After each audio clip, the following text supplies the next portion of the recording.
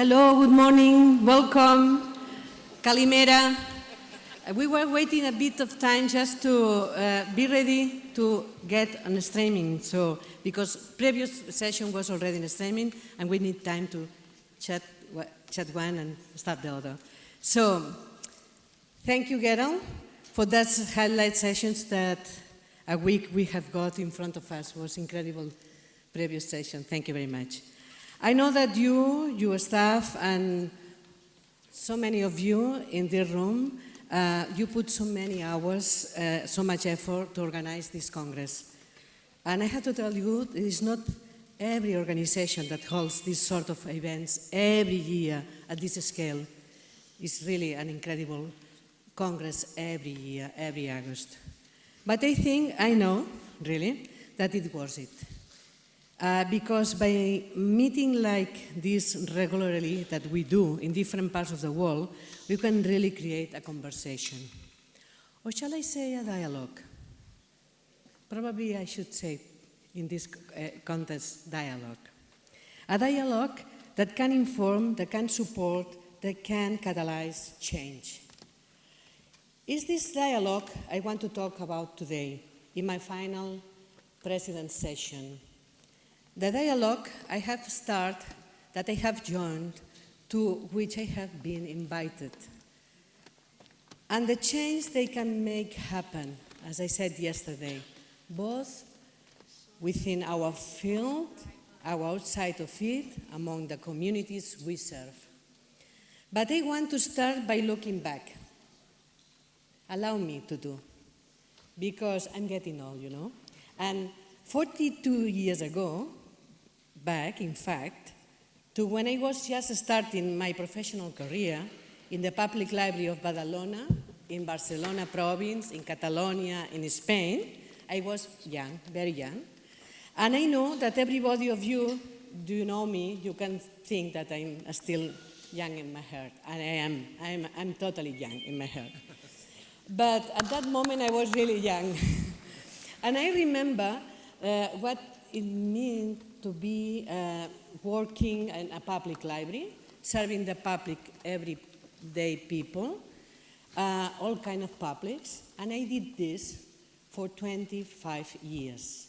Each person would come through the doors of the library with a different question, a different need, that they bid on information to finish an assignment or looking for a space of study peacefully, to find out how to cope with the medical conditions, to learn skills to get a new job, to get at the latest of what was going in the world as news or other things, or just coming to the library and read it for pleasure.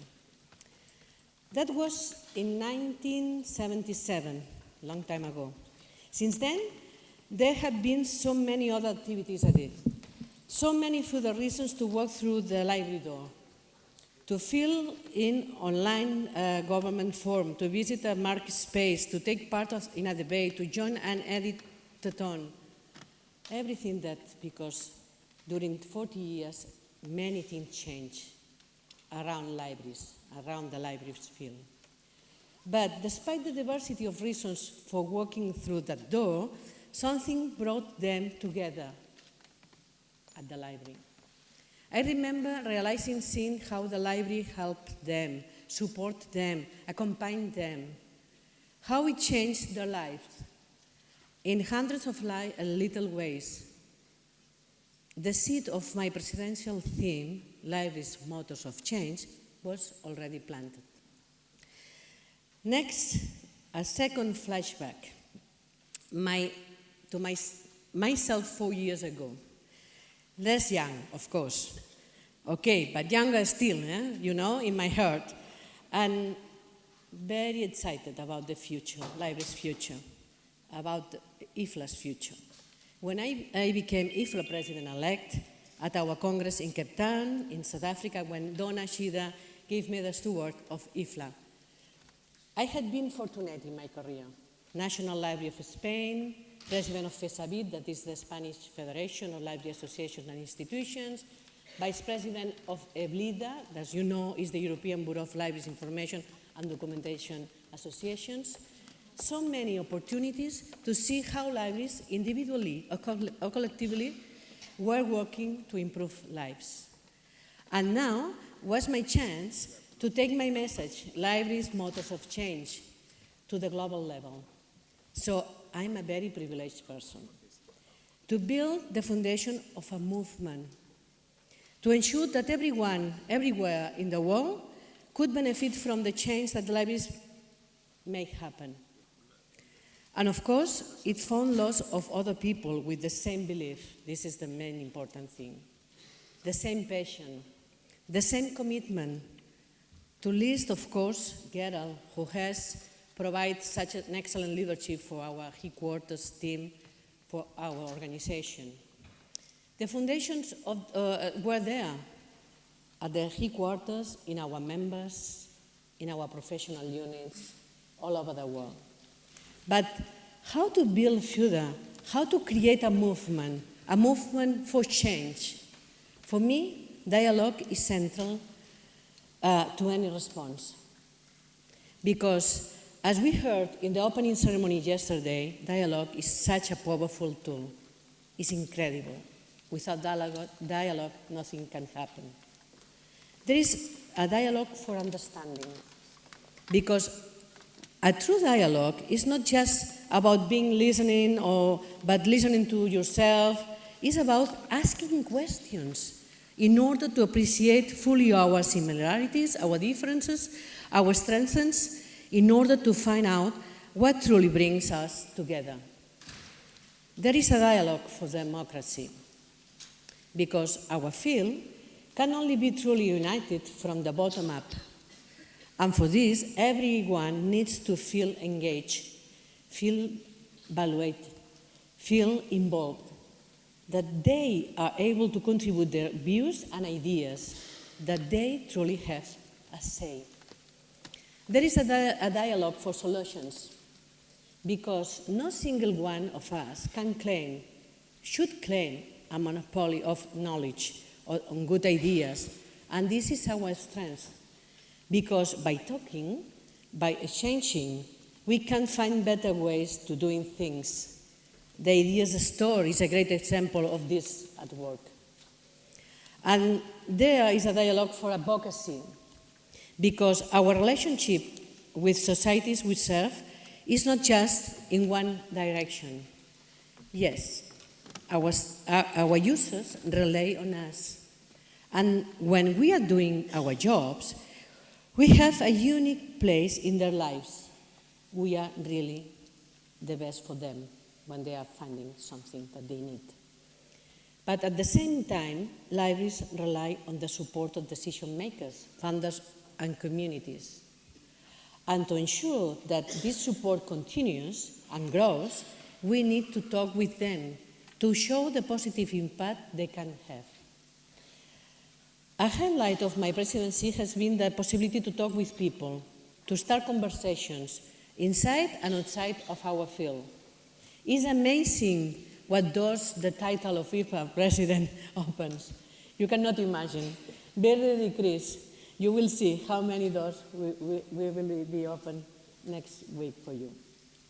I have done my best to start as many conversations as possible, to get as many people as possible involved, engaged in a dialogue about the future of our field, about how to ensure it is a bright one.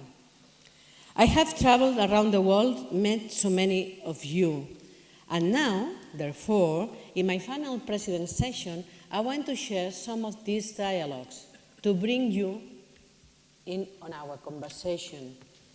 We will have 12 speakers this morning in 3 different panels, talking about 3 areas where I think the dialogues I have taken part, I have been particularly rich. Well, we will talk about dialogues to break down silos, to bring together people divided by distance, by generations, or by our area of focus. We'll look at dialogues to deliver the Sustainable Development Goals and how these have allowed libraries to build new connections and new profile. And finally, we will turn to dialogues to change mindsets, as you know, one of my favorite issues. How, through the global vision process, I think we are seeing a real revolution in the way we work, individually or collectively. These dialogues have changed me, absolutely. I'm not the same person I was 4 years ago, absolutely not. And I believe they have changed the people I have talked to. I hope that they will change the library field as a whole and carry our movement towards, because we have to do this. It's our duty, our responsibility. So let's start with the first panel. I want to invite Vicky McDonald. You know, Vicky is a current governing board member and incoming chair of our professional committee to the stage. She is already here to lead the panel on dialogue to break down silos. I know that through her work on the professional committee, Vicky has a key role in building bridges across the profession. But she has also been at the heart of our efforts to bring together libraries and library associations in the region too, especially in Australia. A perfect moderator for our first panel. Thank you, Vicky. The floor is yours.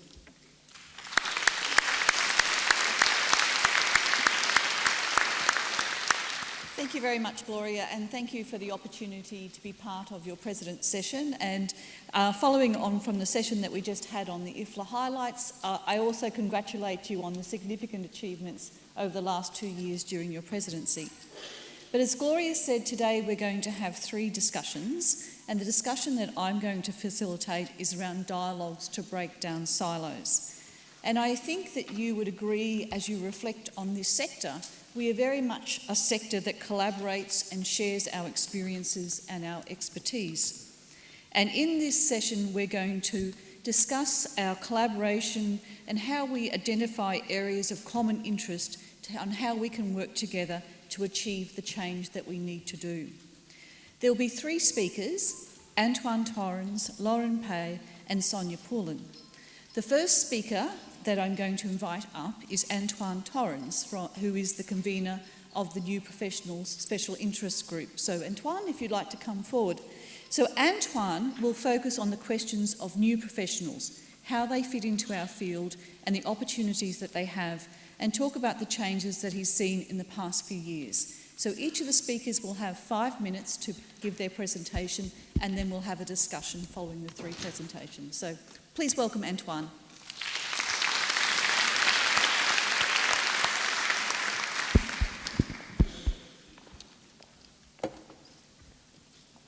Hello. I feel so tiny here.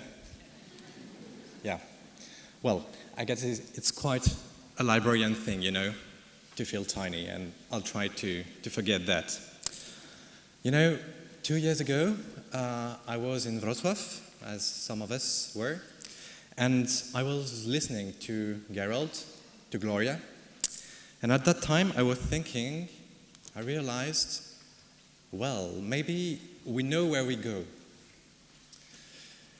We were wondering, you know, we were at the beginning of the global vision process, but I was thinking, well, we know we're in a digital and mobile world.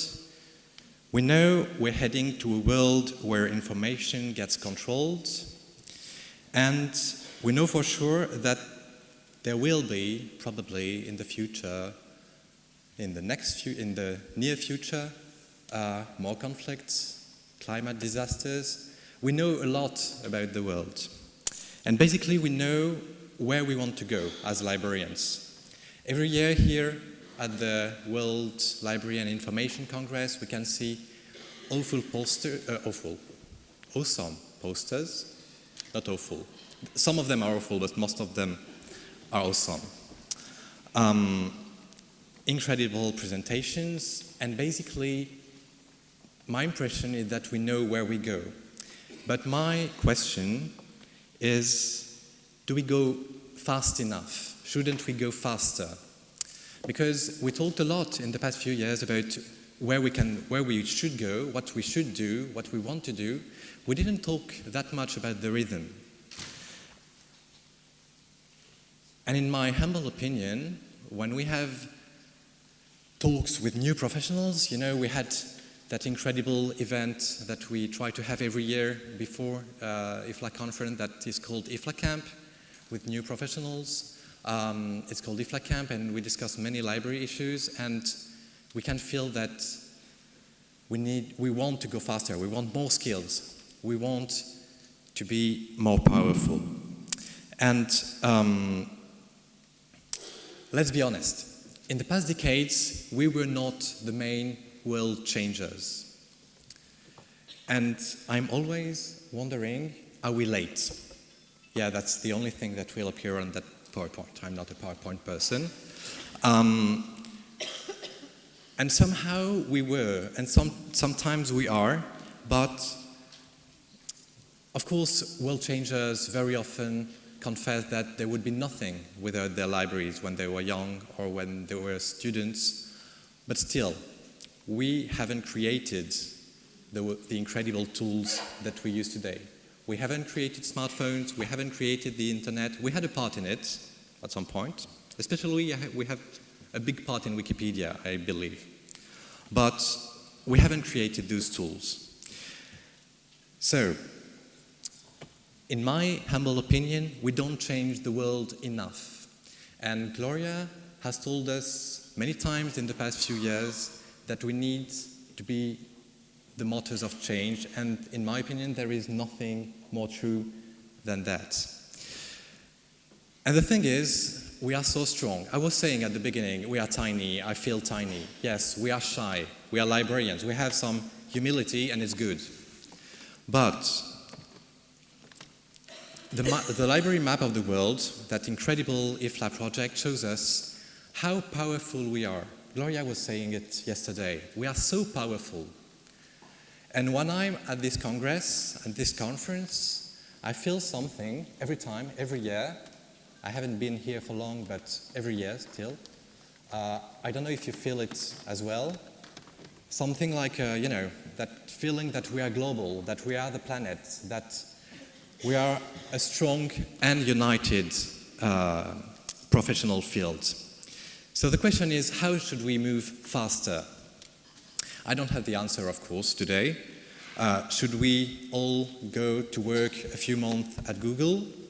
Should we just spend money to hire better IT and coders and move forwards to create the softwares we need? I don't have all the answers. I just believe that we should move faster. Not with a pact with the enemy, but with a dialogue with our partners and our powerful partners. We are strong enough because for at least 3 reasons. First, some of us, most of us, all of us, are so knowledgeable. We have so much knowledge, and as you know, knowledge is power. It's not the only way to power, but knowledge is power. We have knowledge, we have unity, we can see that every year, and we have the love and support of our communities. We are the voices of our communities. A director of a big library in France was telling me a few months ago, I went to the government and I told them, yes, we represent millions and millions of users, way more than the visitors of the Eiffel Tower, and you need to hear that, and it has to be heard. Because we are strong in our communities, we are strong in our countries, we may be shy, but we need to move faster because we need to be stronger, because I truly believe the world needs us to be more powerful, and we can't have a better world without more powerful librarians. That's what I believe. Thank you for your attention.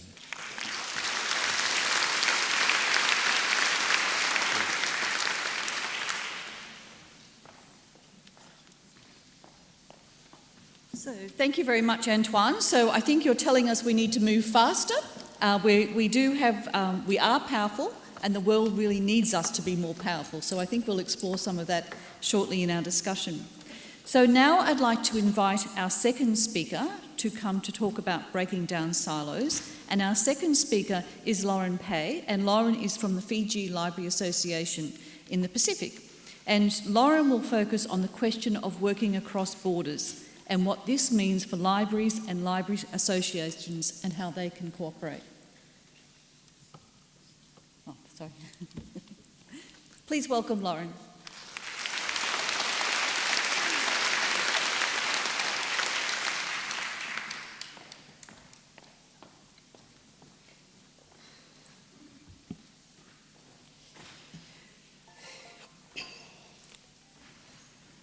I hope I get this right. Kalimera, Bula, and Noya. Please allow me.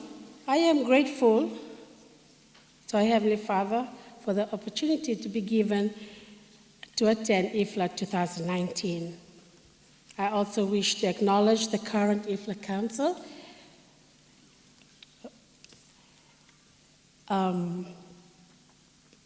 Ms. Glòria Pérez-Salmerón, and her team for making this year's IFLA Congress a new beginning for my career.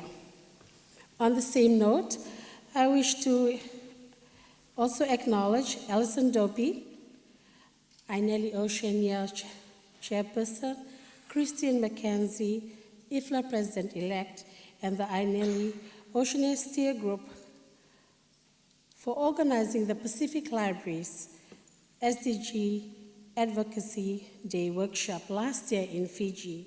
The event was the first of its kind, and it gathered 40 library professionals from across 16 Pacific Island countries. The Advocacy Day introduced Pacific information professionals to IFLA's library map of the world, storytelling manual, and ideas where we from the Pacific can adapt. The workshop was facilitated by Elvira, Elvira Lapuz, IFLA Leaders Associate, and Christine McKenzie on the Sustainable Development Goals.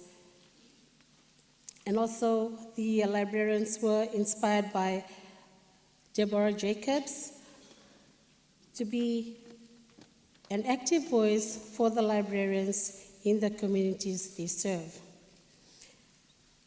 Thank you, IFLA, for the advocacy program and for the grant that we have received for the program, as well as the ALP program, supporting our library associations back in the Pacific, so Fiji. From the IFLA International Advocacy Program, we were able to establish the Pacific Libraries Summit, the Pacific Libraries Compact, and the Statement of Intent to strengthen and impact Pacific libraries to better support the needs of Pacific communities through collaborative networking and advocacy.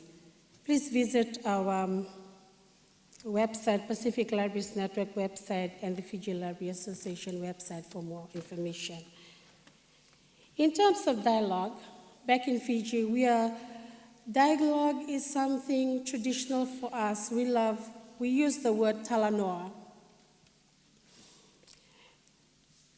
From the fear of lack of being confident with abundance to many times we create silos because we think we have little or not enough. Therefore, we fear to share and gain confidence, noting that with this wider sharing comes abundance and overflow. Shift from certainty to curiosity. Through dialogue, we can always say that something is absolute. We need now to explore, discover, and perhaps being curious will raise issues not heard, seen, or discussed.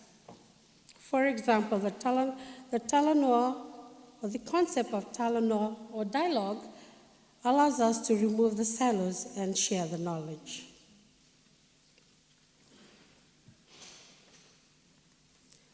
A perfect example is recently we are the members of the Fiji Library Association and Pacific Library Association network team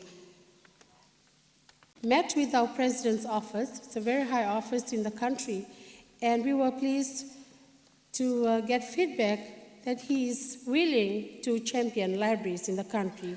This is a big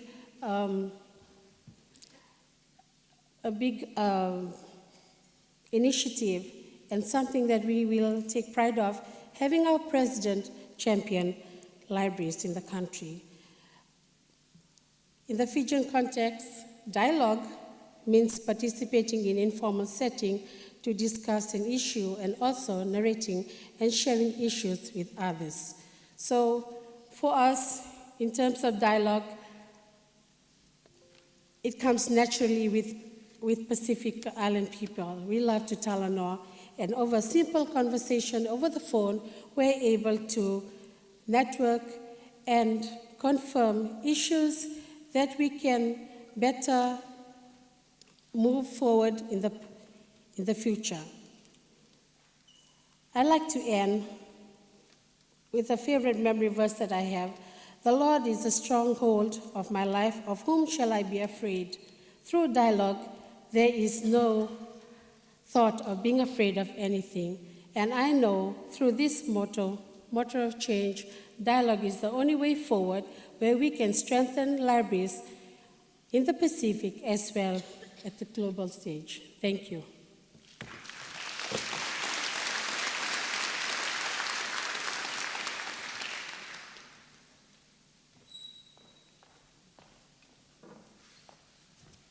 Thank you very much, Lauren. And I was very privileged to be part of some of the process that Lauren talked about. And I think we should also acknowledge the work of Alison Dobby, Christine McKenzie, and Deborah Jacobs and Nellie and the Gates Foundation for assisting the libraries of the Pacific to come together and work forward. I'd now like to invite our third speaker for today's first panel session, Sonia Pullen. And Sonia is the chair of the Law Libraries section. And Sonia will focus on the question of working across library types and what this means for how effectively libraries can reach their objectives and improve lives. Could you please welcome Sonia?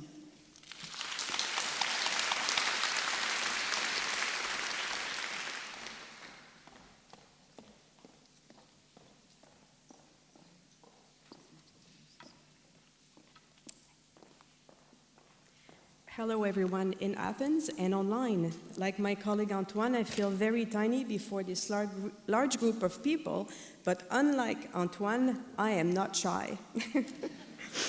So I would like to talk to you today about the Law Library section workshop in Africa called Open Access to Legal Knowledge.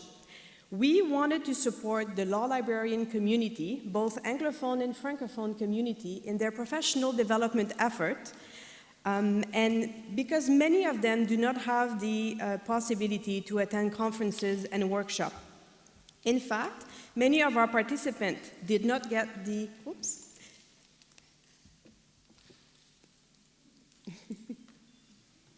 I don't think my presentation is up.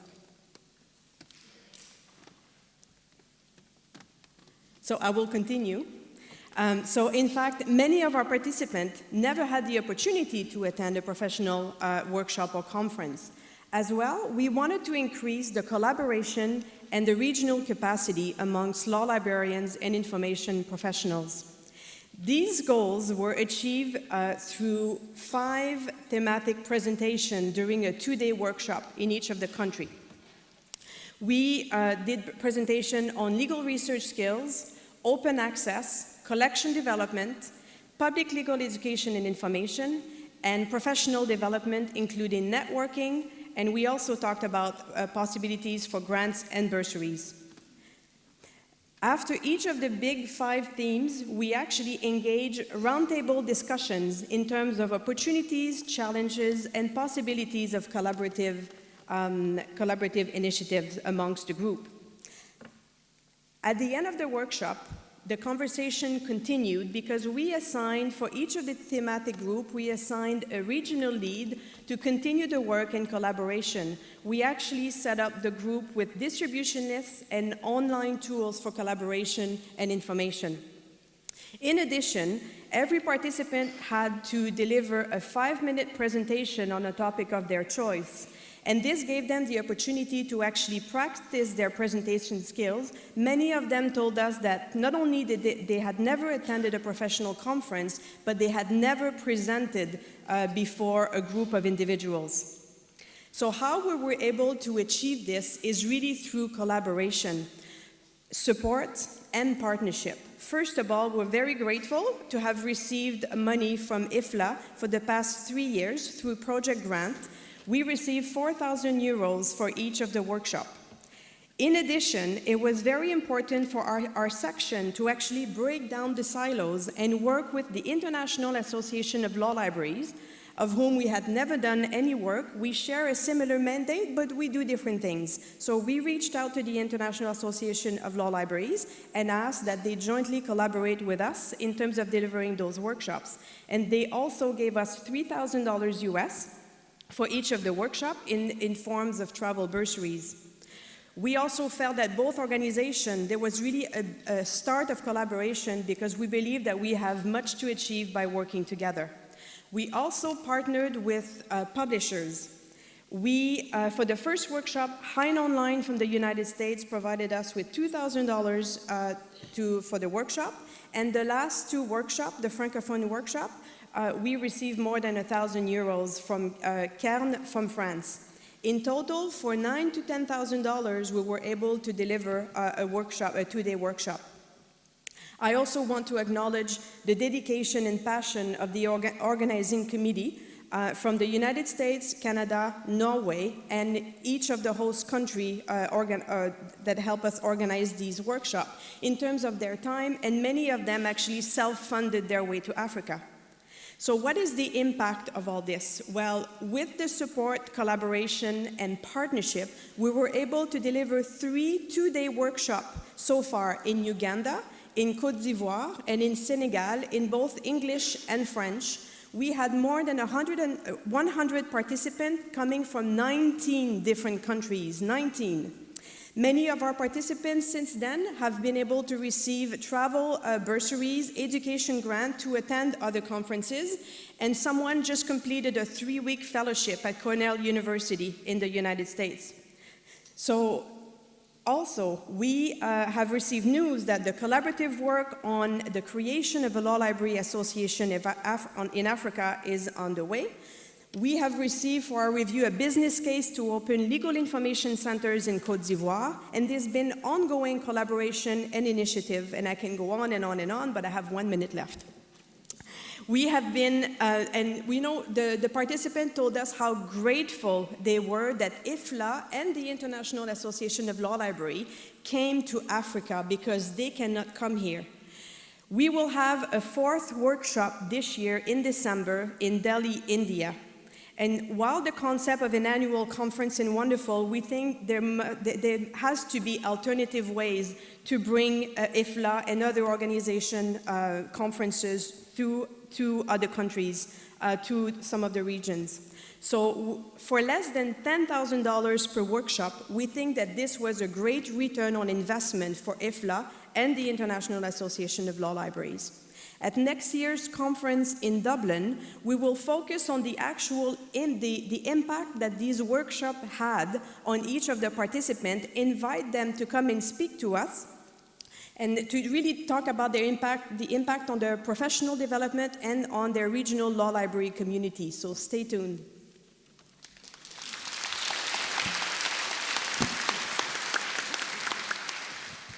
Thank you very much, Sonia.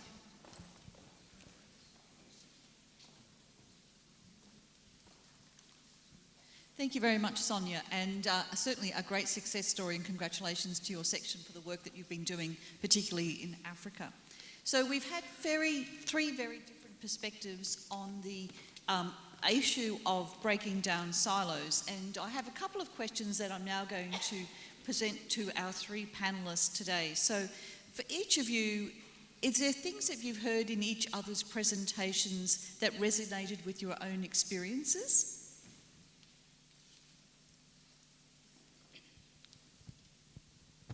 Antoine? I think it just was. Yeah. What inspired me in Lauren Pye's speech was the work with the communities, and especially the work on SDGs. I didn't tell about it, but I think it has to be inspiring, because it was a wonderful way IFLA found to connect the library world and the world, and to connect its objective to the world. So I really enjoyed what you told us about it. And Sonia, I love the fact that, you were telling about, of course, your experience, but you were telling about many parts of the world in your short speech, and that's what many of us, I think, try to do, of course, to act in our countries, but also to have the possibility to act in different parts of the world and in partnership with other parts of the world. Thank you, Antoine. So you've picked up on the partnerships. Is there anything else, Sonia, that you've sort of reflected on when you heard the other presentations? Well, I think it's also, the reach. Yes. So with her presentation, I think you had basically participants from 12 different areas of region. Yes, and for us it was similar. We had participants from 19 different countries from Africa. And I think, reflecting on Antoine's presentation, that we need to go faster, we need to do more. I think for us it was the same thing, how can we actually engage globally the law librarian community, and this was a way to do it through the workshop in Africa. Thank you. For Fiji, from the Pacific Libraries Network workshop, that similar to Sonia's experience, we also have, and as well as my colleague here, there's a lot of young professionals there, and IFLA bringing workshops to the Pacific is very big, or it's something very important for us, because it's too expensive for us to travel to other countries to get that opportunity. So having IFLA bringing workshops to the Pacific will greatly benefit and strengthen the library profession in the Pacific. Yes, thank you. Thank you. And in your view, what is the most powerful trigger for getting library and information workers to think outside of their daily experience and to break down the silos? I think for us it was really, how can we do more? How can we do this? We could not have done this just within our own section. We had to find partnership and collaboration to do basically the reach that we have done through these workshops. And how did you build the interest of people to get involved in the work that you wanted to do? Well, I was attending I was also a member of the International Association of Law Libraries, and I did not quite understand why the Law Library section of IFLA and the International Association of Law Libraries, or IFLA, I did not understand how come they were not working together. So when I became chair, we started to have those conversations in our section meetings.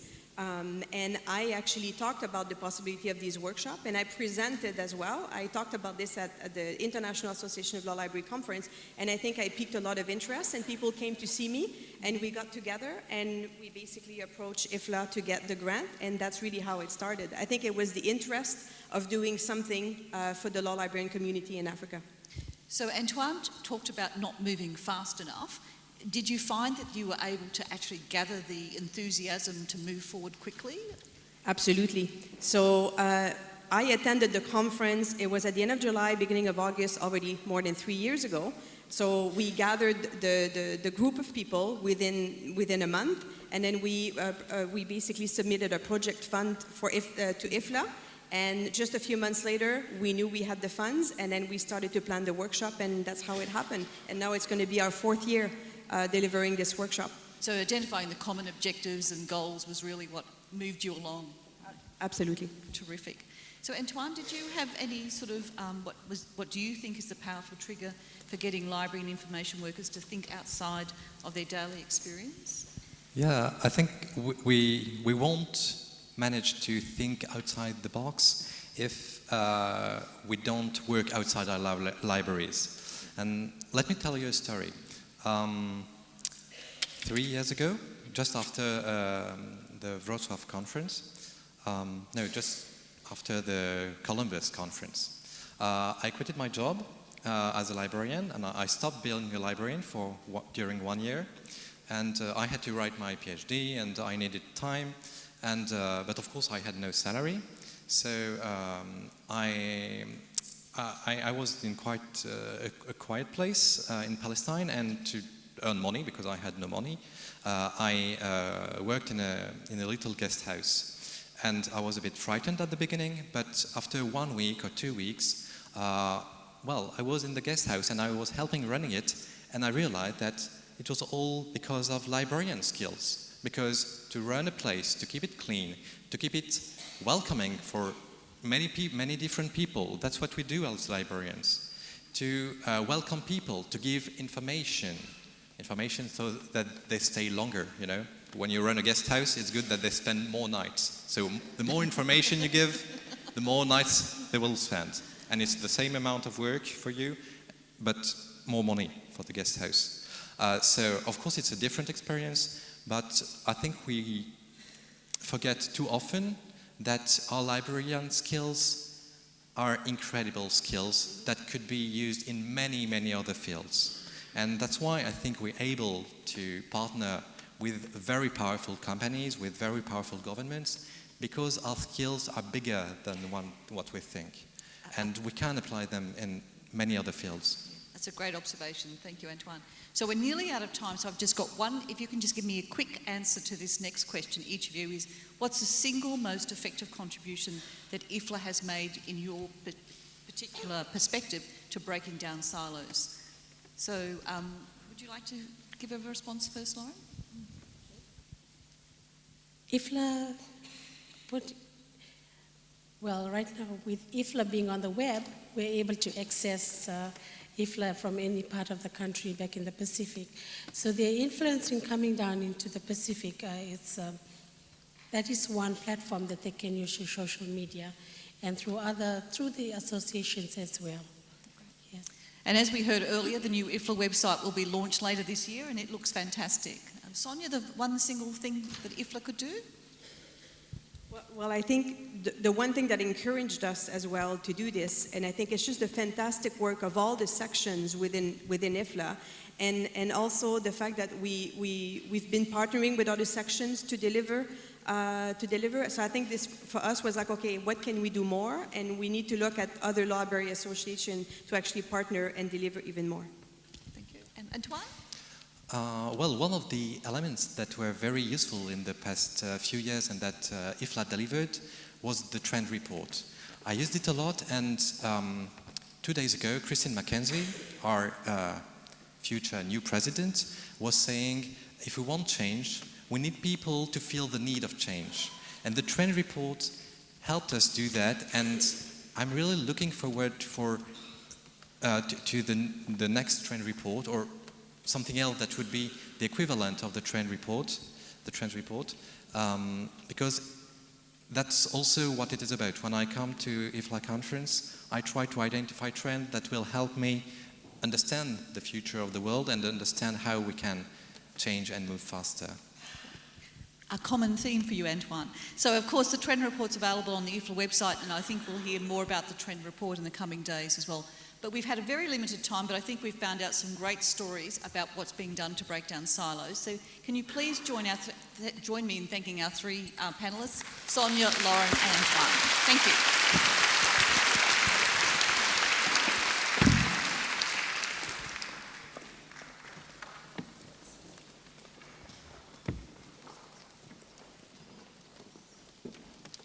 So, as Gerald said, we will do a lot of gym these days in this stage, walking around. Thank you, Vicky, Antoine, Laurine, Sonia, for sharing lessons and from the dialogues you have engaged in. Now, I want to turn to the dialogues that have with those outside the library field, the partners who can help us to achieve our goals. You know, sometimes we are so shy, we said, but we don't have to be shy. We have to be very brave and talk with everybody. So now we will hear from people that have worked on the United Nations Sustainable Development Goals and had been a key part of IFLA's work for a number of years now because of the opportunity they offer to show up how much libraries can do for people through the SDGs. In effect, they provide a mean point where libraries can talk with others, politicians, officials, funders, and build partnerships for development. To moderate this second panel, I would like to invite Stephen Weber, who better than him, that knows very well advocacy and policy in IFLA, to conduct this next dialogue. Thank you.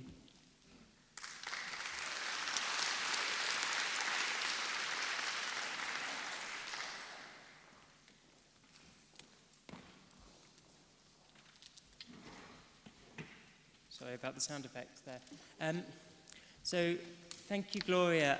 These Sustainable Development Goals, the SDGs, have really stood out for us because they're important. They've been signed up to by the heads of state and government of 193 countries as a comprehensive roadmap for 15 years. Because they make explicit reference to access to information. This is across about 20 targets. There is a really comprehensive underlining of how important it is. And because they provide a really good framework for us, actually, to think through what are we doing to serve communities. And with that, they provide us with language that we can use, a common language, so that we can talk to politicians. Therefore, the SDGs have been a key pillar of our engagement with our members. They've been at the heart of the relaunch of the International Advocacy Programme.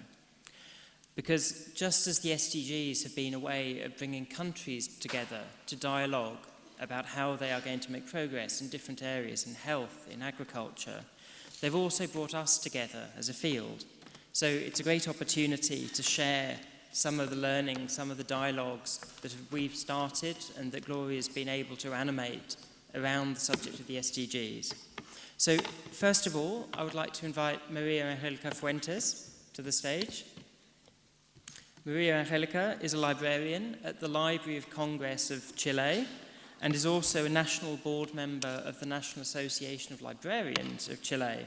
She's been a great participant in the International Advocacy Programme. And Maria Angelica, welcome.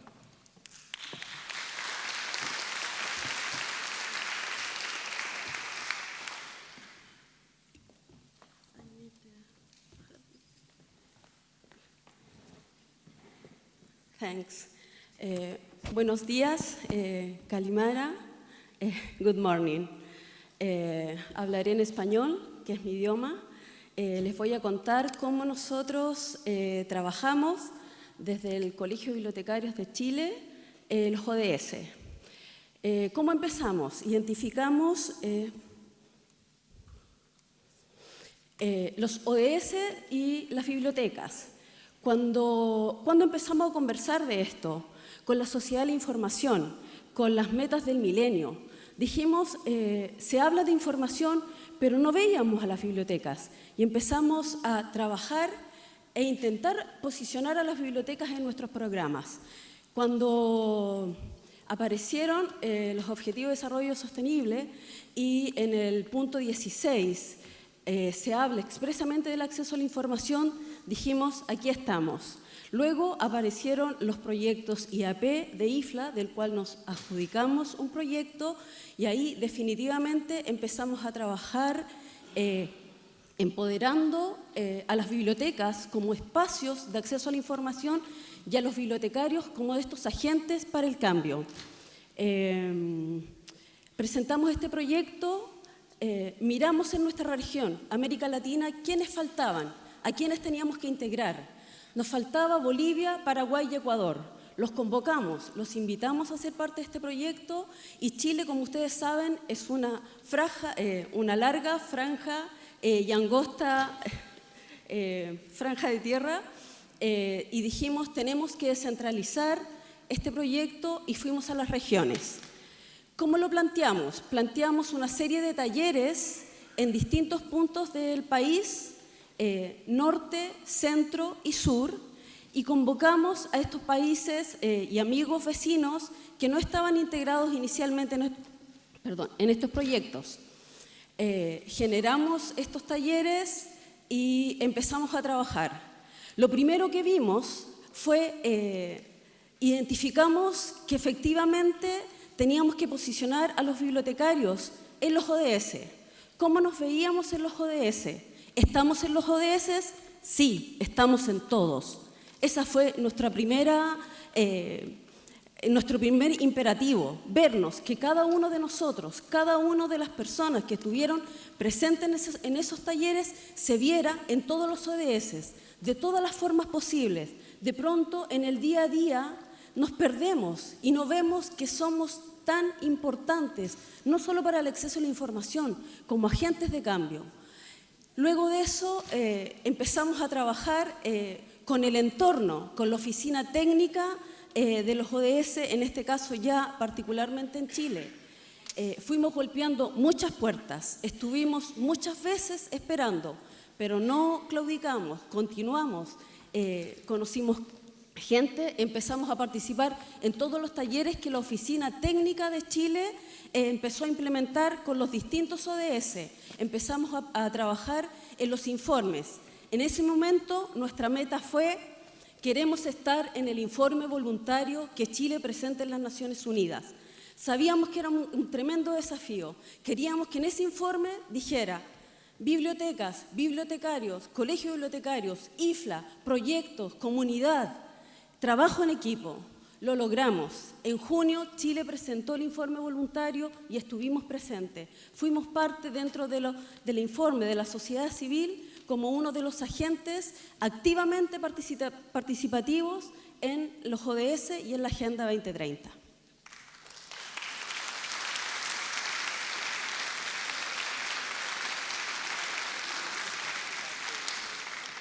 Gracias. Thank you, Maria Angelica.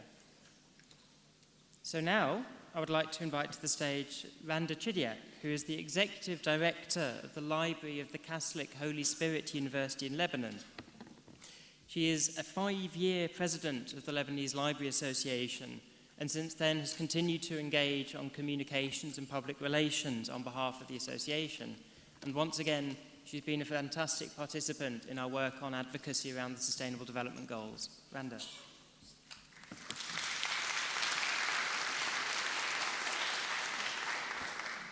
صباح الخير جميعا. Good morning, Kalimera. It's been a pleasure working with IFLA. I thank Glòria for this possibility to talk about what we've been able to do in Lebanon. My colleague Antoine was talking about, are we slow, are we late? Please keep in mind that we are in a conflict zone, so if we're late, we're like the snail in the race, but we get there. That's the important thing. We get the issues done. Just to start, I think it's this one? Yeah, okay. I followed Glòria's explicit instructions on staying on 2 slides, so I had to cram everything in. The first, for example, I was so proud to be able to attend the global convening because I got the opportunity to meet again, of course, with IFLA colleagues, but also to meet Her Excellency Amal Modallali, who is our representative of the United Nations. And that was like, wow, someone from Lebanon, a representative from the government, coming to the SDGs, coming to an IFLA meeting. And I was promised we would be able to meet with the Prime Minister. But then, unfortunately, by the time I got back, the Prime Minister resigned. So we had to rethink what to do because it's a very, turmoil period. So we decided that we would follow baby steps. We would do our job in our libraries and make our voices heard in that way. So we've started multiple projects, and one of them I think Stefan is aware of. We are reviewing and amending our copyright laws in a hope to present it to the government because what we have in limitations and it's very limited, so we're trying to work more on what we can provide to our users and population. Another opportunity I had was to represent my association in Iraq. It was a very wonderful journey, and you won't believe how enthusiastic and how they really want to do something. They want to work on the SDGs, and they really did accomplish a very nice contact with in the Ministry of Strategic Planning in Iraq. They set up a conference, and I was able to talk to librarians about what the SDGs are and what our role as librarians in the SDGs can do. Attending that session was a member or the director of the Ministry of Strategic Planning, and some librarians were complaining, the academics of the library world were saying, we have so much research, so much data, that we don't know where to go. So I said, well, this is the opportunity. You can talk now. And I think the step was taken, and they went on with their projects. But then the funny thing is they asked me to talk about the SDGs to sociologists and psychologists. And I was like, okay, hold on. This is me, a librarian. But as you know, we are information providers. We can find information. So I was able to do that as well. And they were like, thank you for giving us the examples of what we can do as a member of community. A wonderful opportunity we had was, and also thanks to Stefan. Stefan is practically my main contact. Stefan told us about the Arab Forum for Sustainable Development that would be occurring in the ESCWA offices in Lebanon. So for 2 years running, Harold gladly appointed us as representatives of IFLA to attend the session and talk about the SDGs. But we found out that they were talking about economy and environment, and they forgot everything about information and information access. So in the plenary sessions, I attended one session, and Dr. Fawz Abdullah, the president of our association, attended other sessions, and we made it explicit. We are here. We've been doing what you're doing and talking about right now for so many years. We've been reaching out to the community. We've been offering information literacy skills. So this is not a new game to us. We should be part of it. We should be a major part of it. And I submitted a suggestion that we would love to have a session only on information and access to information. So hopefully in the next ESCO meeting, we will have that possibility. In Lebanon, we held 2 sessions. We held a seminar to show librarians the importance of the SDGs, not just in libraries, but in the other parts of the community, with other members of the community. For example, the Makhzoumi Foundation that linked all its projects to the SDGs. So the librarians were like, oh, okay, we can do that as well. We can work on that. And after that, we followed it with a workshop on the advocacy and action planning for the SDGs, which was very successful. And we brought a huge number of our, well, not a huge number, but we had members of government, we had librarians from the academic institutions in different sectors, and they came up with very nice projects that we hope to start implementing.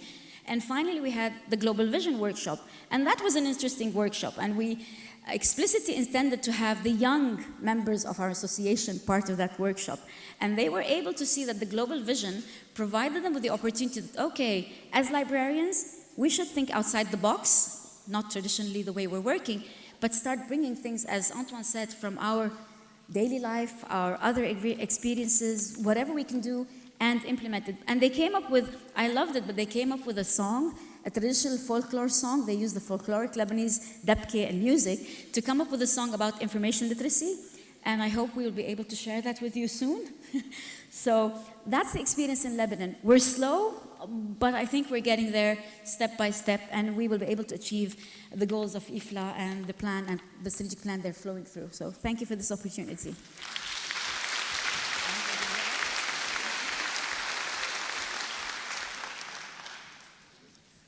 So now, Athens is far, the table is far, but farthest is Buenos Aires, where our next speaker is actually going to be sent us a video. So Alejandro Santa is the coordinating director of the Library of Congress of the Argentine nation. He's been working there since 1985 and has been in charge since 2011. He's had a strong focus, and of course he's a very important person for us because it's his organization, his institution, that hosts our regional office. He was also kind enough to host our president's meeting and the launch of the Forum of Ministers of Culture of Latin America and the Caribbean in May. I think that Glòria wanted to add a couple of words. Yes, I would like... Is it working now? I will go there, sorry.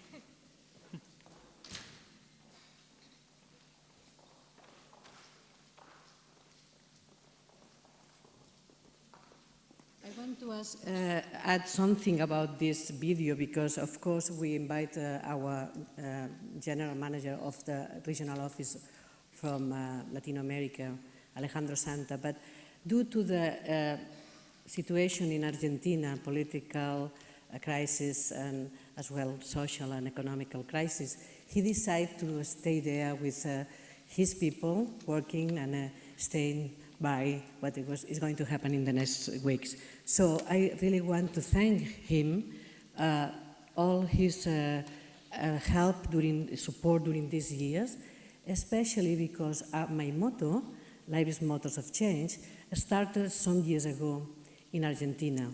We planned a seminar regarding the Marrakech Treaty and how to convince the authorities in the region to ratify the treaty, Marrakech Treaty, to get really an international treaty. And after 2 years of very hard work behind this seminar, we were so lucky to see how many countries in the region, in LAC region, ratified this Marrakech Treaty. So you know that we need 20 countries ratifying a treaty to become international treaty. And we got, after 2 years, that 10 of the 20 countries needed to ratify this treaty. They were from Latin America. So it was a successful case. And I want really to thank him because our idea of Motors of Change started in 2015 there in Argentina. Thank you, Alejandro.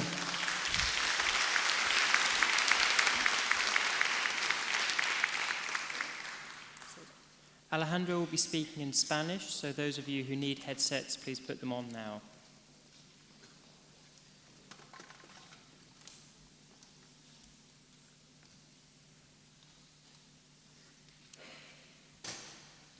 Buenos días, un saludo desde Buenos Aires.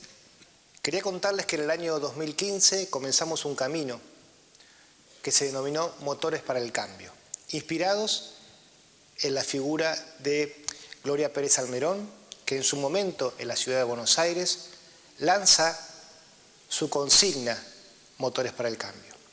En ese caminar por los diferentes países de la América Latina, logramos inspirar con este mensaje a muchos países. Fue así que en el año 2017 realizamos en Buenos Aires el IFLA Global Vision, una convocatoria que tuvo la visión de poner un oído en lo que las bibliotecas necesitaban decir y pasar ese decir a la acción. Por eso la nueva estrategia de IFLA tiene que ver con lo que las bibliotecas teníamos para decirle a IFLA.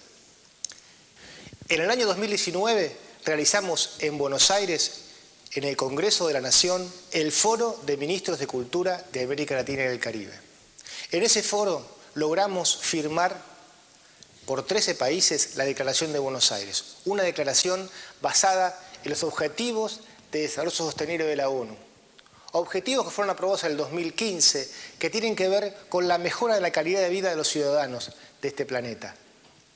Y cada uno de ellos, en especial los que tienen la posibilidad del acceso a la información, son para nuestras bibliotecas una herramienta fundamental para saber en el lugar que debemos colocarnos para conseguir la posibilidad del acceso libre, democrático a la información. Nuestra región de América Latina y del Caribe necesita de IFLA, necesita que nos escuchen. Necesitamos que las asociaciones de América Latina se junten, se unan en pos de un objetivo común. Sin lugar a dudas que la Declaración de Buenos Aires, y ahora sí invito a los países que no fueron parte de este encuentro a firmar esta declaración, porque es, sin dudas, una herramienta que nos permiten, como nos permitió hace no más de 20 días, estar en las Naciones Unidas, en su biblioteca y en la representación argentina, y llevar este documento como la visión que tienen nuestras bibliotecas para lograr un futuro mejor. Creo que IFLA tiene mucho para decir en el futuro de nuestra región. Creo que IFLA tiene mucho para acompañar en nuestra región, pero es nuestra responsabilidad como bibliotecas de la América Latina y del Caribe lograr objetivos comunes y es tener muy claro que tenemos un futuro que si nosotros nos los proponemos es increíble. Muchas gracias y espero que tengan una buena jornada.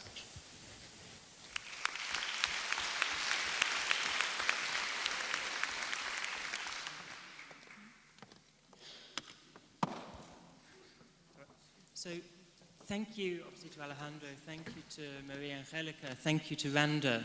So I have a couple of questions. We'll only go for 7 or 8 minutes to leave time for the end. So in the Global Vision report, we talked about the importance of every librarian being an advocate, that this is something that we can't just leave to 2 or 3 people in an association.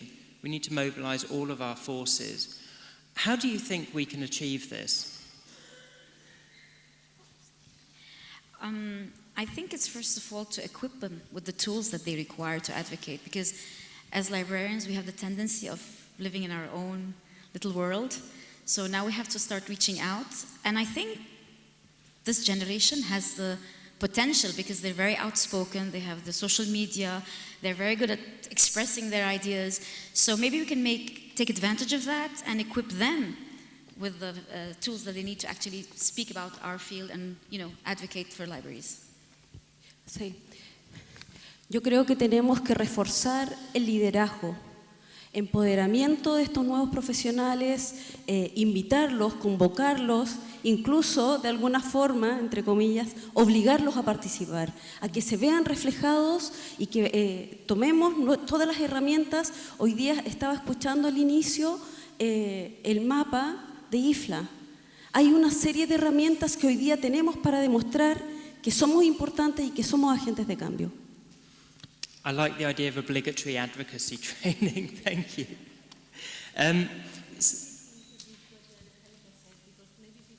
Okay, apologies. So Maria Angelica, based on my not very good Spanish, was underlining that she believes that advocacy is such a core thing, such an important thing, that actually we need to make it a core part of what the new generation of librarians coming into the field is doing, that we just need to insist on it because it should be a central part of librarianship nowadays.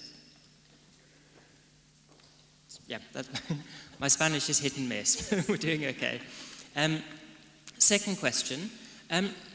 Why have the SDGs in particular and IFLA's engagement in this been special? What's so special about the SDGs for you? ¿Los ODS? Los ODS. Particularmente porque nos vemos reflejados en cada uno de los ODS. Las bibliotecas somos transversales, somos por antonomasia los garantes del acceso a la información. Por lo tanto, hoy día los ODS nos refuerzan como tales. And so Maria Angelica was underlining it's the transversal nature of the SDGs, the fact that they cover so many areas, and libraries also cover so many areas. That's why they offer such a great opportunity. I agree with my colleague in that, and I'd like to add that the SDGs just proved that we're on the right track. We've always been doing this, as I said, and now we can take advantage of it being a highlight of the United Nations to show that, yes, we can help you, we're there, we're your support. That's what I believe. And then my final question, what is the role that you think that IFLA can now play in the coming years in terms of strengthening this advocacy capacity, in terms of strengthening the ability of libraries to work with, to work through the SDGs in order to become stronger? Bueno, yo creo que IFLA nos provee de todas las herramientas para reforzar el liderazgo. El liderazgo en la región, en mi caso Latinoamérica y el Caribe, el liderazgo en los profesionales, el liderazgo en las bibliotecas, en las unidades de información y en todos nuestros partners. So Maria Angelica was underlining that she believes that IFLA can provide leadership in libraries, in the region, in the field, can really show the way and show how powerful the SDGs are as a tool with which libraries can work. I think IFLA can play a very big role. As Gloria said, it opens doors. So they're giving us the chance, the opening of the doors, keeping us updated of what's actually going and happening in the United Nations, as usually send us the follow-ups of what's going and happening. So being our representatives in the international field allows us to play a bigger role as well on our national and regional fields. Perfect. So thank you very much, Maria Angelica. Thank you, Randa. Thank you, Alejandro, at distance. And now I will hand over to Glòria again. Thank you.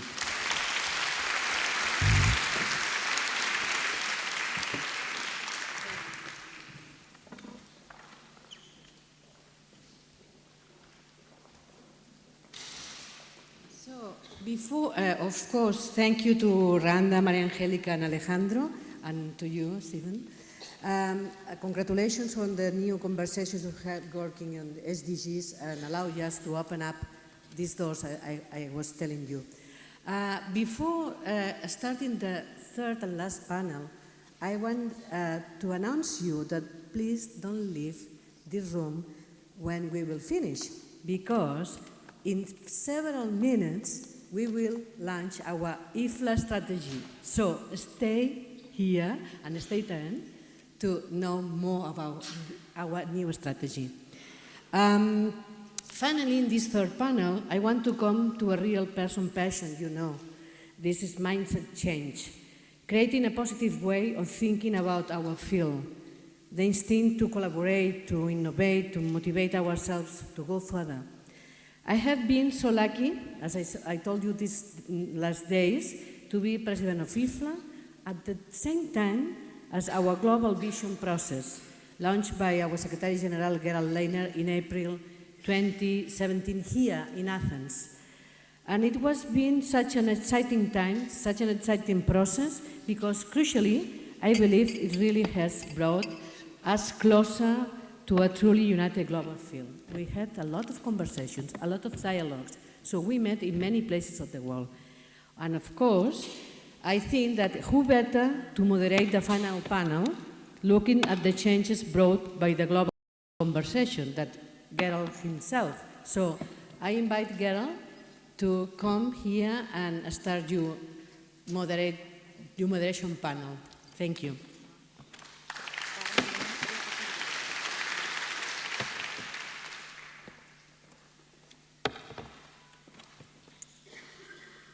Thank you, Glòria, for the floor, and thanks to our last two panels for your insights. I'm very happy that Glòria has invited me to lead this panel on the topic that I know is particularly dear to her, mindset change. And it's of course also a dear idea to me. When I came to IFLA, I wanted to promote a new way of thinking in general, and in thinking about our field in particular. This was vital as a first step towards developing a new way of working as IFLA at all levels. And of course, this was only possible with the huge and big permanent support of our President, Glòria Pérez-Salmerón, in the last 2 years. The global vision was our way of doing this, and its results surpassed all my expectations. We saw such a level of engagement all around the world, so many people and so many of them for the first time. So in this panel, Glòria has suggested that we share some of the dialogues that have taken place in the context of the global vision, to offer insights in the change that the vision has triggered. So first of all, I would like to invite Mandla Nandubrera to the stage. Mandla is the president of the African Library and Information Association. as well as director of the Mondusi Municipality Library Services in South Africa. He was also president of the Library Information Association of South Africa from 2016 to 2018.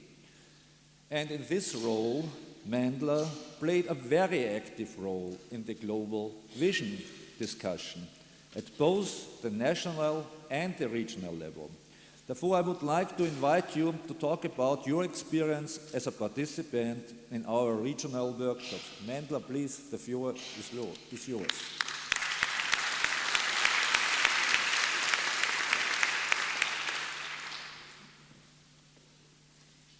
Good morning. Habari. Bonjour. Thank you very much, Gerald, for affording this opportunity. We are so excited to be part of this panel. Madam President, this session is very critical for us because we've seen the experience and we've gone through the exercise of what we had during your term. So thank you very much.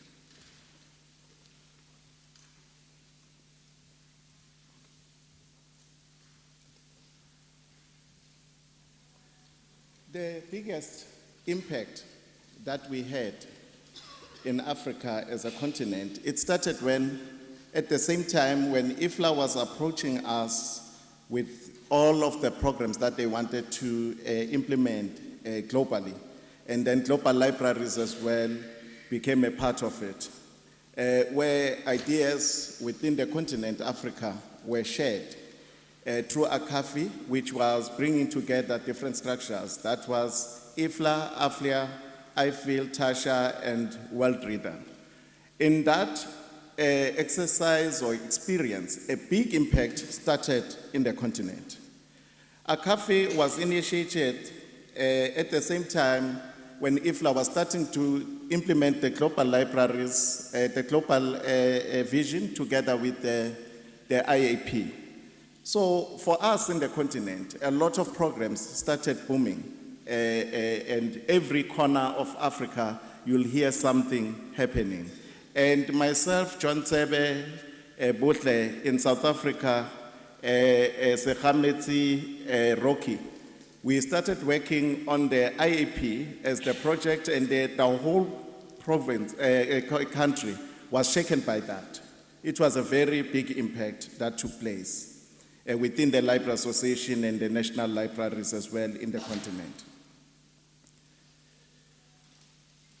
The advocacy programs that we had were all falling within the SDGs and were very critical for us. And within the country, we made it a point that every corner is utilizing the IDP, which is the programs that the local government are having in terms of developing their strategies. And we made it a point that the development agenda as well is put on the plate so that we can move forward. But within the continent as well, all the spread of this was taking place because of our head office in Ghana pushing for the implementation of this together with the president. By then, John Tsebe was the president. So the whole continent was shaken. But the biggest impact was in Cameroon when we set for the global vision and sharing our stories. And we took that to South Africa as well, where we met all the ministers of the continent, and the implementation of the strategies of taking libraries to the development agenda of the continent become at the highest level. In such a way that last year, the outgoing president, John Tsebe, had to sign a memorandum of understanding with the AU, which is the biggest structure in the continent, that is African Union, where it was signed, and then now we've got the agenda of libraries sitting at a high level of the continent because of the support that we receive from IFLA and together with the stakeholders that we worked with, especially global libraries under Bill and Melinda Gates Foundation. It was a great impact. So these are the photos that were taken in certain parts of the continent where things were happening. You can see that librarians became so much advanced in their thinking in such a way that the space that is empty in libraries, they utilize it for different programs. You can see in one of the slides, some they are exercising in the library, they are jogging there, and then there's a lot that is taking place. And you can see on the other one, there are people from health department taking sort of doing the health checking with the people in the library. And you can see on the other side, there are book launches. On the other one, there was an IAP program, which was a part of everything taking place in the continent. And then on these two slides, they are especially within my library, where on a Saturday or during the week, you'll find that more than 1,500 people are coming to utilize the library. And then you look at the library that is written Children's Reference Library, it's always packed. And then on the other side, just to close now, we had the Deputy Judge President in the library together with the Minister of Justice during the time when we were implementing our SDGs. So for us, it was very critical to make sure that all stakeholders are part of this, and then we work together to achieve a lot. Thank you.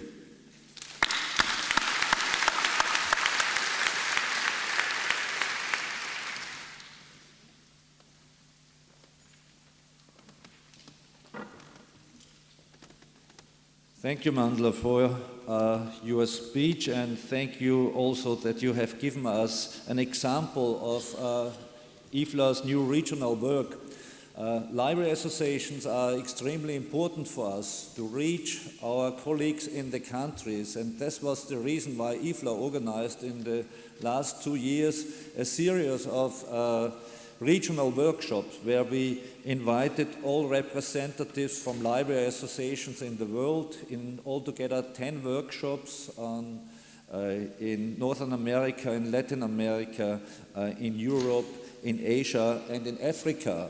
And through this we got the input from 190 countries in our global vision, and because the Library Association reached out in their countries, promoted a dialogue of change for the global vision.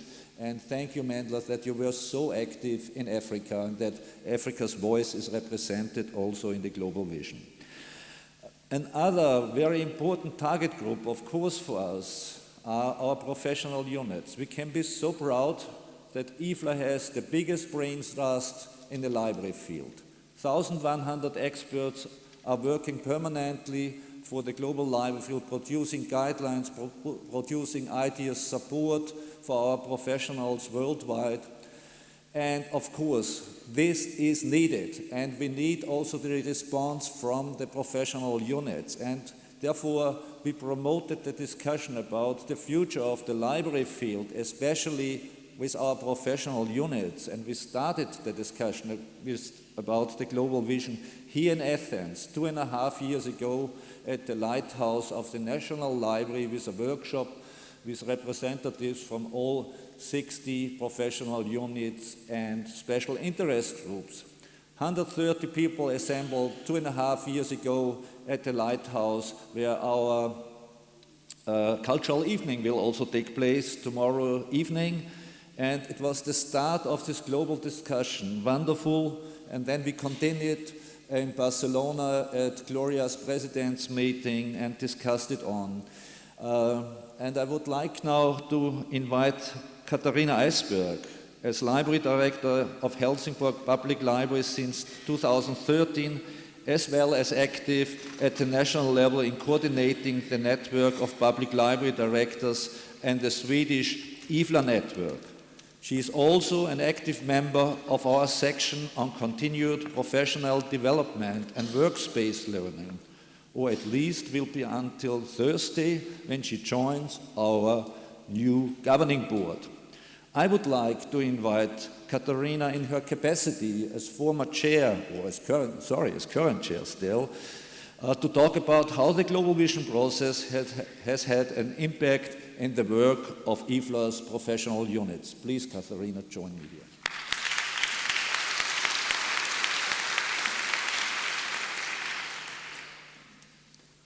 Thank you very much, Gerald. And Gloria, thank you for inviting me to speak in this session. We need to change our mindset, and that is something that our section has been working with during the last 10 years, I would say. So, the CPDWL section, the Continuous Professional Development and Workplace Learning section, we are working a lot with what we all need to change, the ongoing learning. Because in order to change in line with the global vision, we all need to develop our profession and to develop what we know and the knowledge that we have.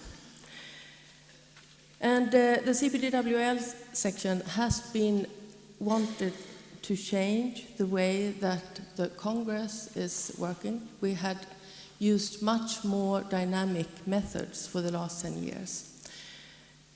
Because in this room, if you look beside yourself, there is so much knowledge.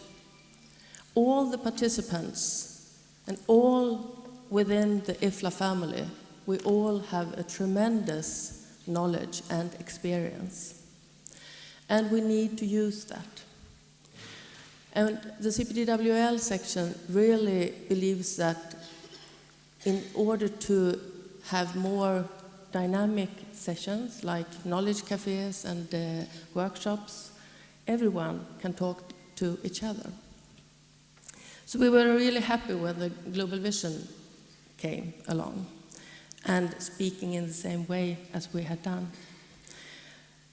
We wanted to even increase the engagement and the participation and the inclusion and the collaboration. And therefore, we had workshops within our business meetings, because business meetings, they don't need to be that formal. If you really want to make use of all of the knowledge that's in the room, regardless if you are a standing committee member or an observer, everyone has a lot of knowledge. So we changed our business meetings into more workshop meetings. Of course, there are formal parts of them as well. And one of the things that we came up with was a coaching initiative. And this year is the second year that we are presenting the coaching session, and this year we're doing it together with management and marketing. And we offer drop-in coaching for the conference participants. You get a 15 to 30 minutes coach possibility. And in that way, we really build on the knowledge that we all have.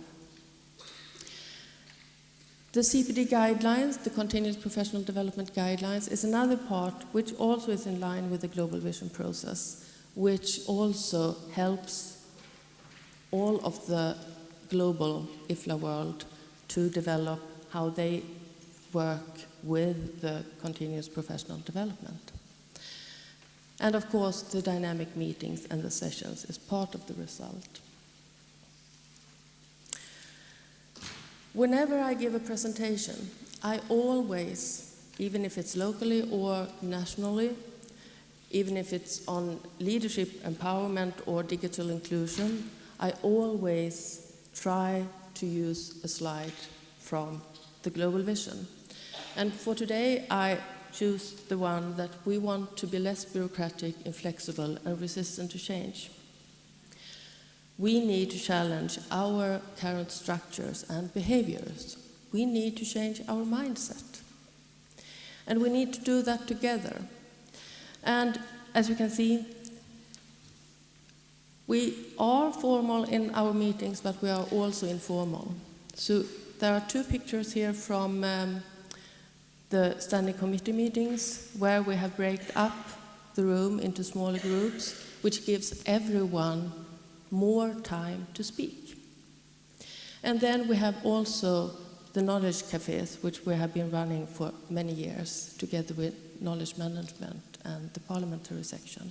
And that also gives us much more time to really share our knowledge, because all of us, we really have a lot to contribute if we want IFLA and the world to change.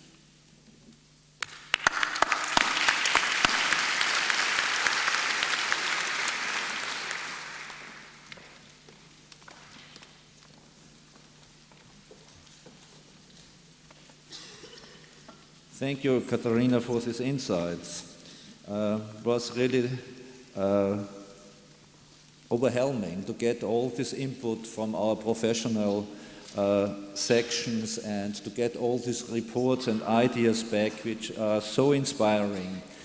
All these great meetings which we had with our professional units, twice brought them together, and all these regional workshops were such an experience for us.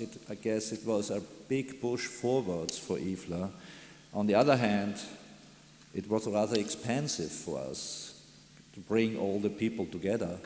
And I want to say this was only possible with the big support of the Bill and Melinda Gates Foundation with financing our project, the Global Vision project. Therefore, I'm extremely pleased now to invite Deborah Jacobs on the stage. Deborah Jacobs is so much to IFLA. As the former director of Global Libraries, she has played a transformation role in so many libraries, in so many countries around the world. She is both a great friend to libraries, a great friend to IFLA, and I'm really privileged to say she is a great friend to me personally. Throughout her career, she worked tirelessly to better the capacity of the library field as a whole, and I'm proud that IFLA is taking this work forwards. I would like Deborah, who has accompanied me throughout the Global Vision process, to talk about how it has marked her way. Thank you. Deborah.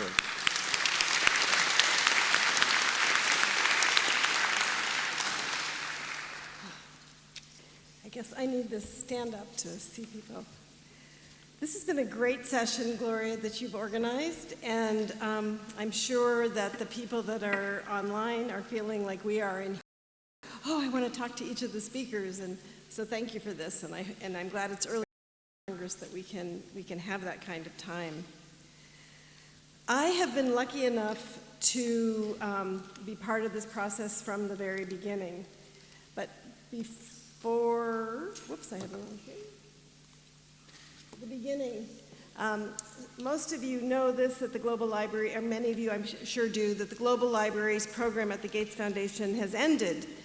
But as we were for the final 4.5 years, but for us, what we really began to believe is that the only way to have a strong library field and to have libraries be recognized as a key factor in a community's success and to be funded as the key community assets that we are, is to work in an aligned and unified manner.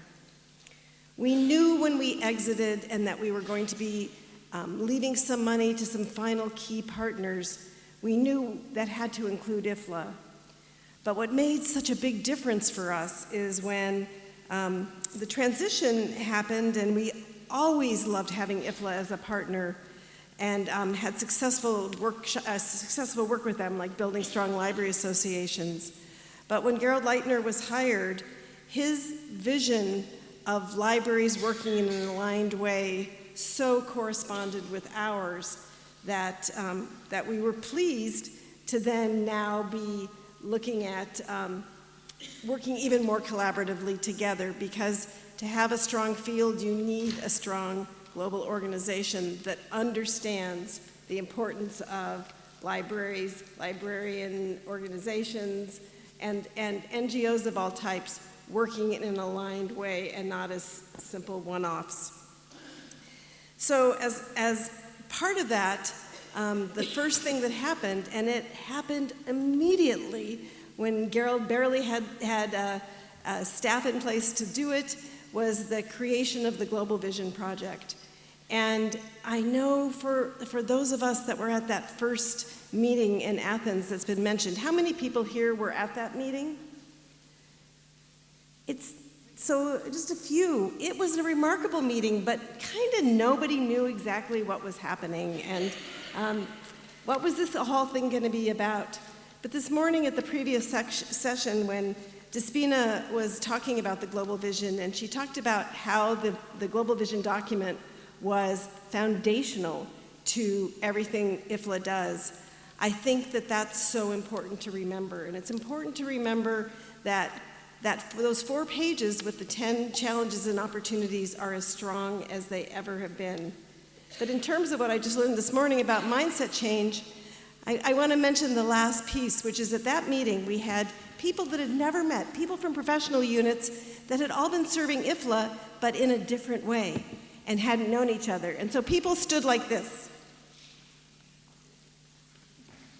For people that can't see me, they had their arms crossed. And the question they kept saying is, what's IFLA going to do about this? And what is headquarters going to do? And most of us at the time didn't even know who headquarters staff were. We knew 1 or 2 really important people and the Secretary General, but this morning Gerald brings the staff up. They have office hours at the booth. We now know. And in fact, Gerald said this, I think probably off the top of his head, although it was part of his vision when he was hired, to make IFLA us. But we now have buttons that say, we are IFLA. And so for me, the Global Vision was the beginning of the major mindset change. And it is not about one thing, but it's about a piece that followed, then became the idea store. And I didn't know what the idea store was going to be until I heard it presented today. And now I'm so excited that the idea store actually has legs behind it. And that from there we have we have the strategy and then the actions. The final thing that I want to talk about in terms of mindset change is the difference between that first meeting that we had in Athens and then the next one in Barcelona. People's arms became uncrossed. They were starting to participate. They knew other people. And the same thing happened because I got to go from year to year to the European one, to the South African one, and the North Africa, Middle East one. And in those places, all of a sudden there were friends gathering together who had a mindset that this is real and I can make it happen. So I feel proud to have been associated with this. I feel proud to have participated. And I feel constantly more and more alive by what's happening with this entire Global Vision process. Thank you.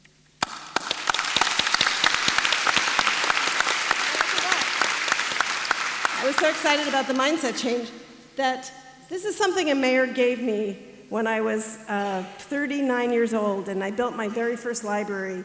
And he said at the groundbreaking, when a good community comes together, very short and when a good community comes together, good things happen. And when I left that library, my library board had this made for me, and it's always behind me or next to me in any office I've been in, and now in my home as I no longer have a formal workplace. And I believe this is IFLA. It isn't in the IFLA colors, but when a good community comes together, good things happen, and that's what we're having happen.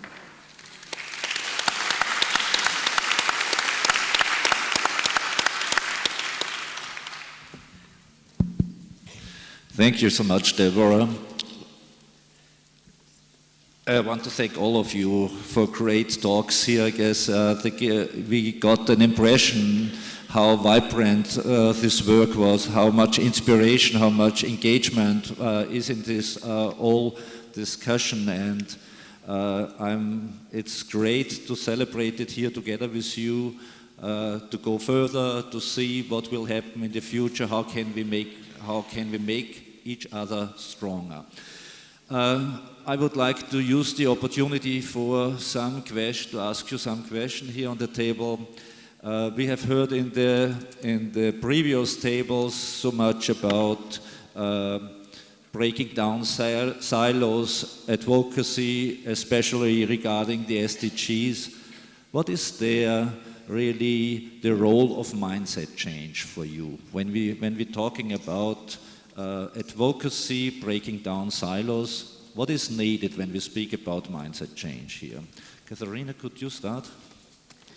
I was actually thinking about what we heard from the Fijis, that when you feel that you are don't have that much to share. And I really think that everyone has a lot to share. And what we need to do is to start listen more and speak less. Because we are all very good at speaking. But sometimes, and it's difficult for me, but sometimes I need to be quiet and listen to others.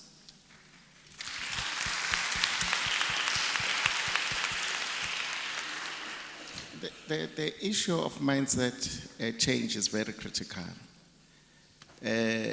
You know, many of the librarians, they've been undermining the power that they have, and they don't think that they can do things beyond the limitations of whatever that is a challenge in front of them. So what has been happening is that when you look at the mindset change, you can sit in the corner and think that I cannot manage to do 1, 2, 3. But the minute you start, you change your mind and accept that the challenges that are in front of you, they are not going to limit you. You go beyond the borders. I believe in that because it happened with myself. A lot of changes have happened because I allowed the change in my mind and not the limitations of budget and everything. That's why I always say, you can give me an empty space and say, start a library here. I'll start a library because the mindset is changed. Thank you. That's so great. I felt very lucky when I learned I was on a panel just the other day with the two of you, because we met at the first Global Vision meeting and we've become deep friends and partners and met, but really not that long ago, but it feels like a long time. These are both so great.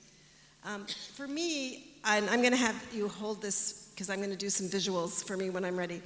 What I learned as my major exciting mindset change was something that started with one of my mentors, a woman from Uganda that was the Uganda National Librarian and then was with IFLA for a few years. Her name is Gertrude Kayaga Mulwinda, and she said in a meeting a few years ago, so now you hold, what we have to stop doing in Africa, but I thought it was the whole world, is going and wringing our hands and saying, oh, I don't have the money, I'm not respected, I can't do this.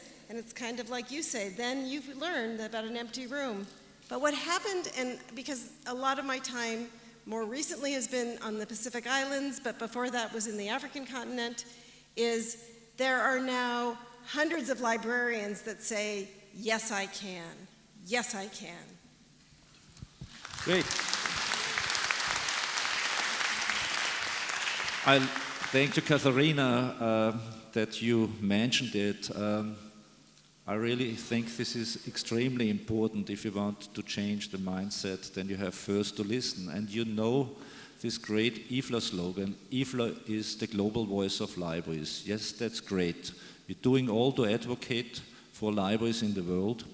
And we had then, when we created the strategy, we got so much input from you. This means we listened to it. This is the difference. We listened first. And then we had an exceptional governing board workshop in Den Haag. It was in December, where we discussed the new strategy. And then we discussed also this slogan of IFLA, the global voice. And it became clear for the governing board, we have to define it in a different way. First, we have to listen to all voices of the libraries to be the voice of libraries. And I guess this was such a great understanding of the governing board of the work. Mindset change can only happen when we listen to each other. And this is the way IFLA started with the global vision. And like IFLA also created this new strategy. Thank you, Katharina, that you brought it on the table also. I would like, we are all fascinated where we are. I guess that we reached a lot in the meantime, but how can we most effectively go on? What are your ideas for the future? How can we contribute? How can we continue this evolution for the future? What are your ideas for it? I would be interested. Again, to start, Katharina.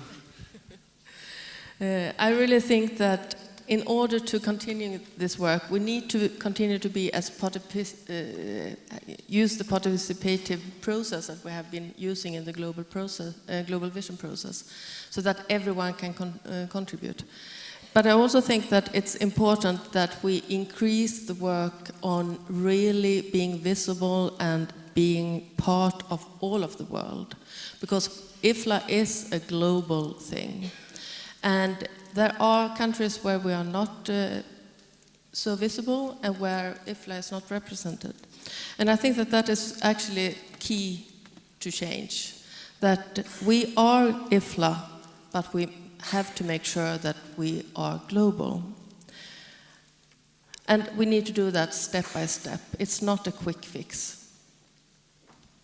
Thanks. I was going to say something very similar, that in terms of moving it forward, the importance of building in the regions, and also such advancements been made by having streaming for many of the major sessions like this one. Hello.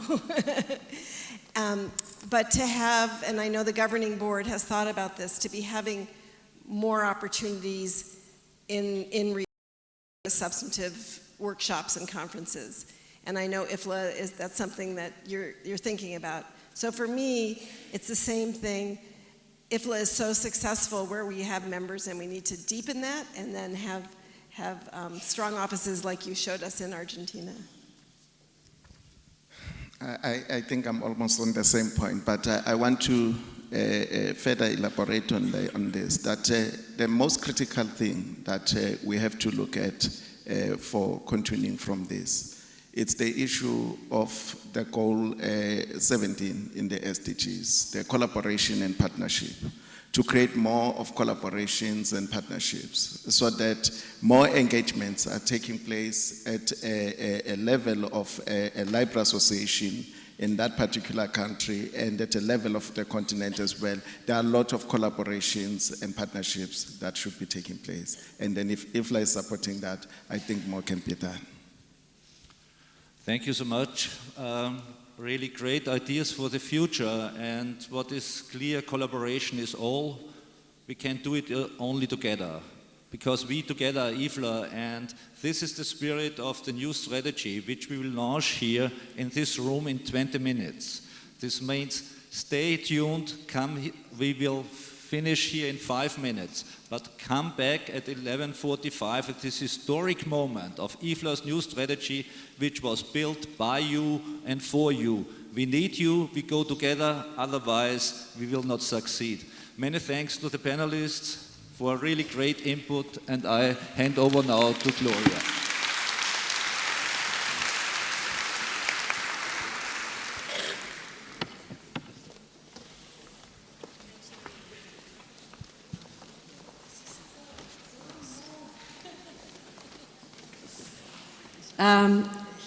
It's time to thank Gerald, Manla, Katerina, and Deborah for your really terrific insights. And it's time really to go to the final of this session and to give you just a few remarks. I thank everyone to the conclusions, but we had the opportunity to listen to people from all over the world, from Argentina, Austria, Australia, Canada, Chile, France, Fiji, Lebanon, Netherlands, South Africa, Sweden, and United States of America. So we are very privileged people because we can have this dialogue together. It's been short, but I hope we have all the sense of how exciting, how inspiring it has been to be IFLA president. A taste of all that I have learned and the energy I have received from all of you. This is a call. Believe me, we don't have to be shy. I'm always afraid when I have to talk in English because I'm a Spanish speaker. And I started learning English when I was 35 years old. And it's terrible for me every time I have to take the microphone and give a speech and talk about my feelings, and talk about my knowledge and my expertise and what I want to tell you in English. But I'm not shy. I don't want to be shy. I want to be brave. So this is a call really for all of you to be brave. To be brave. to go ahead, to ask every time you need to ask, every time you need to ask, every single time you have a doubt, you have to, can you repeat please me? We did something very interesting in our workshops in the GB, because of course in the GB there are English native speakers and some people that we are not. So I decided to have a small piece of red paper, and every time that one of the English native speakers was in a speedy way talking to everyone, someone was handing up a small piece of paper in red and to just pay attention and slow down, because we need to understand what you are telling us. And we really need, this is part of our dialogue, it's part of our conversation. Because you know that by talking about the library's future, about IFLA's future, about United Library Field future, we have really to understand each other, to do the best in our conversation, to get from the conversation, from our vision into action. And this is very important. As Deborah said, when a good community comes together, good things happen. So let's make that the change happen among all of us. Thank you very much.